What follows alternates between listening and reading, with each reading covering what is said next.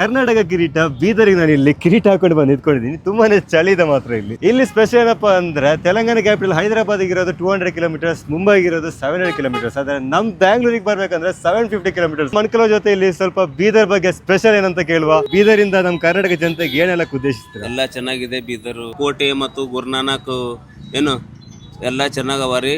ಪಾಪ್ನಾಸು ಮತ್ತೆ ಇಲ್ಲಿ Humnabad ತಾಲೂಕದಾಗ Veerabhadreshwara temple, ಮಾಣಿಕ್ಪುರ temple ಏನು ಎಲ್ಲ ಚೆನ್ನಾಗಿದೆ. ಬೀದರಿಗೆ ನಿನ್ನೆ ಎಂಟ್ರಿ ಆಗಿದಷ್ಟೇ, ತುಂಬಾ ಒಳ್ಳೆ ಎಕ್ಸ್ಪೀರಿಯನ್ಸ್ ಇರ್ಬೋದು. ಮತ್ತೆ ತುಂಬಾ ಚಳಿ ಇದೆ ಇಲ್ಲಿ. ಜನರು ಹೇಳ್ತಾರೆ ಈ ಕಡೆ ತುಂಬಾ ಸೆಕೆ ಅಂತ, ಬಟ್ ನೋಡಿದ್ರೆ ತುಂಬಾನೇ ಒಂದು ಚಳಿ ಇದೆ.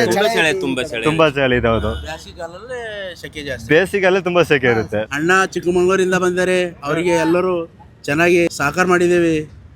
ಬೀದರ್ ಡಿಸ್ಟ್ರಿಕ್ಟ್ ಬಂದಿದ್ದಾರೆ. ನಮಗೆ ಹೆಮ್ಮೆ. ಬೀದರ್ ಬಂದ್ರೆ ನಮಗೆ ಬಹಳ ಖುಷಿ ಆಯ್ತು, ಹೆಮ್ಮೆ ಆಯ್ತು. ನಾವು ಅವ್ರಿಗೆ ಪ್ರೋತ್ಸಾಹ ಕೊಟ್ಟಿದ್ದೇವೆ. Thank you so much. ಇನ್ನೊಮ್ಮೆ ಖಂಡಿತ ಬೀದರಿಗೆ ಬರುವ. ಬೀದರ್ ನನಗೆ 2 ಮಾತು ಹೇಳ್ತೀರಾ? ನೀವು ಬನ್ನಿ ಕೊಡ್ಕೊಳ್ಳಿ ಅಂತ ನಾವು ಹೋಗು ಬಾರು ಅಂತ ಅಷ್ಟೇ. ಹೋಗು ಬಾ ಅಂತ ಹೇಳ್ತೀವಿ. ಸಿಕ್ಕಿ ತುಂಬಾ ಖುಷಿ ಆಯ್ತು ಅಂಕಲ್. ಟೀ ಕುಡಿನ ಅಂತೀವಿ, ಚಾ ಕುಡಿನ ಅಂತೀವಿ.